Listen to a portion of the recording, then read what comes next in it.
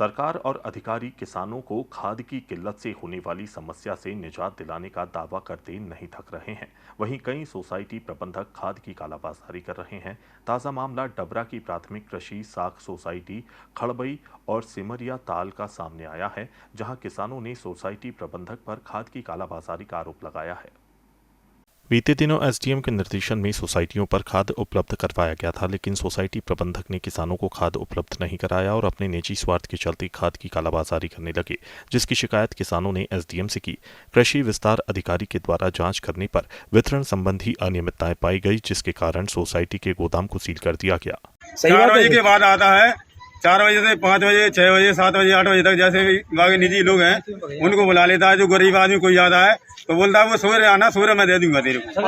वो सवेरे आता है नहीं, मोबाइल लगाओ तो मोबाइल लगता नहीं है। वो मिल जाता है, कभी कभी दे देता है किसी को, तुमको दे दे 4 कट्टा, तुमको तुम बच गया। हमको ये इस बारे में जानकारी मिली थी एसडीओ साहब के माध्यम से ही कि यूरिया, डीएपी और एनपीके तीनों में ही जो मशीन में डेटा आ रहा था और जितने फिजिकली बैग्स पाए गए वहां पर उसमें डिफरेंस था।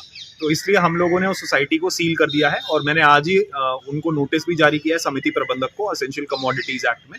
तो अब उनका जवाब हमें मंडे को एक्सपेक्टेड है और अकॉर्डिंगली मेरिट के बेसिस पे जो भी होगा फिर उस पर कार्रवाई। सर अभी तक जांच में कितने बैग पाए गए?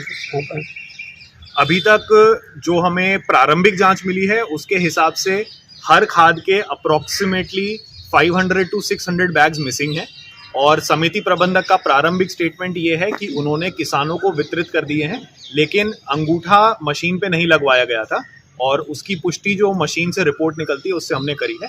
तो अब इसकी आगे और जांच करेंगे और ऑन मेरिट जो भी होगा वो फैसला करेंगे। फिलहाल प्रबंधक को 2 दिन में अपनी बात रखने का नोटिस देकर जवाब मांगा है, उसके बाद आगे की कार्रवाई की जाएगी।